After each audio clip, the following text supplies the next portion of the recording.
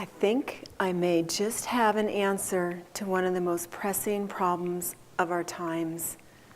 A bold statement, yes. Our times require bold action.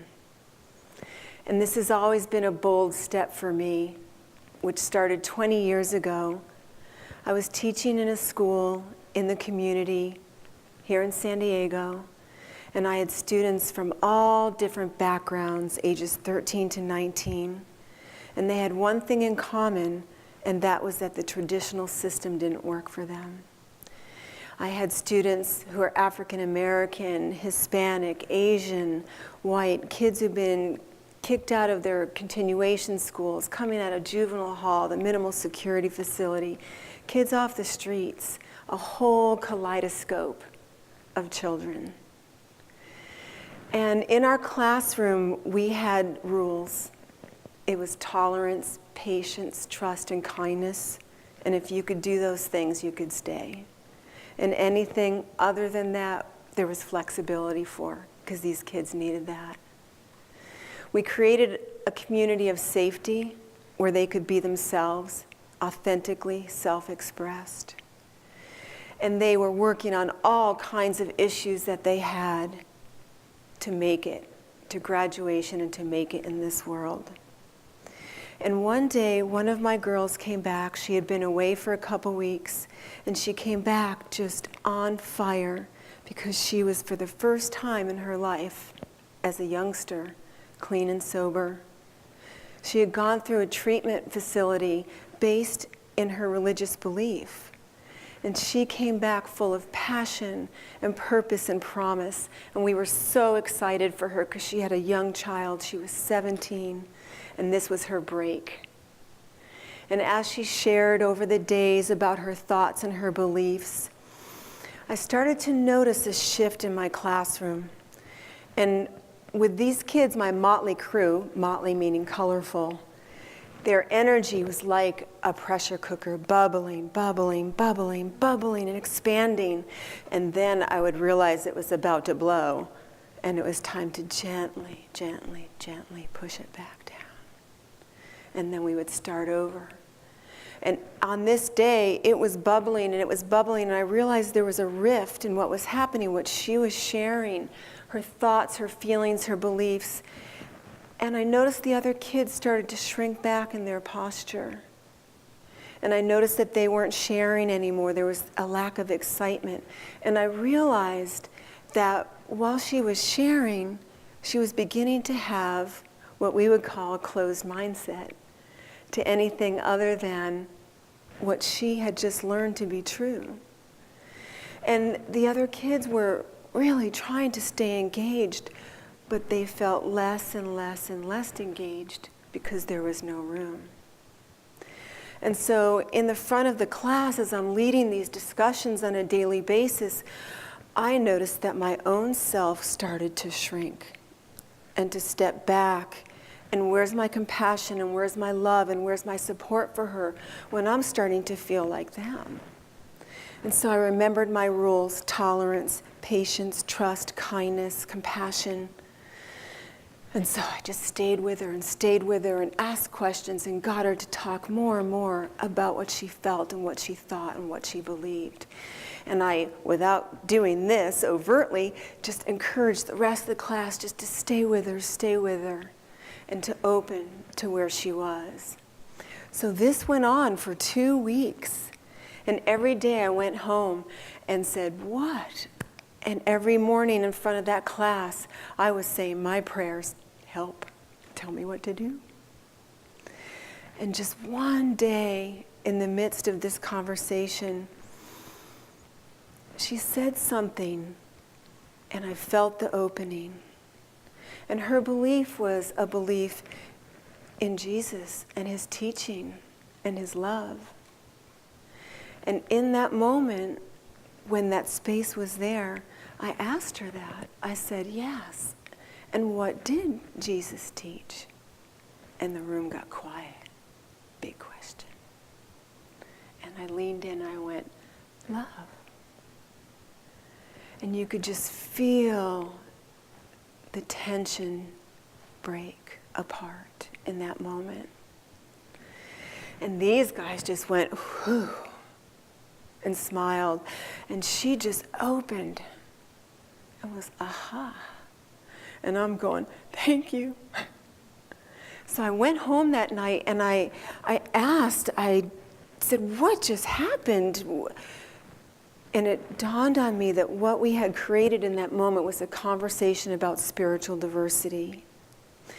It was a moment where we learned how to take what we've been doing with race and ethnicity, elevating that level, and what we've done with differently abled people, all different abilities, and how we've begun to do that with gender differences and preferences.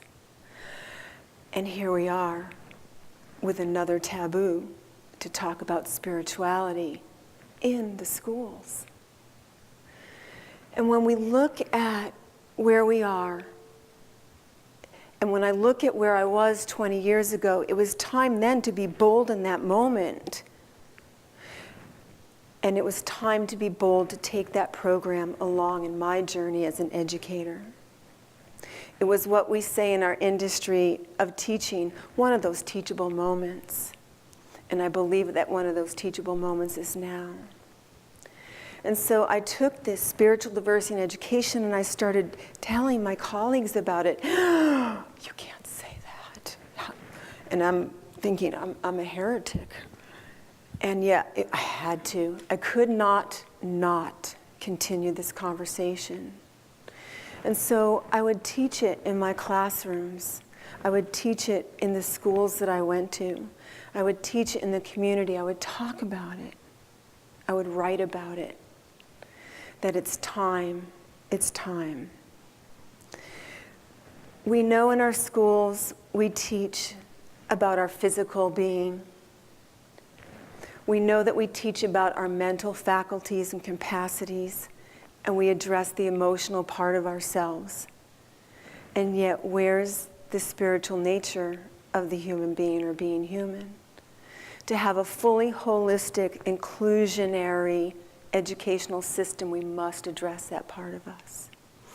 I work with kids who, on a daily basis, are fighting to keep themselves and their will alive. And their literal lives. Why am I here? What's my purpose? What's my point? Because that piece is missing. And what we do is we help them to take a look inside and to find that invisible part that really matters.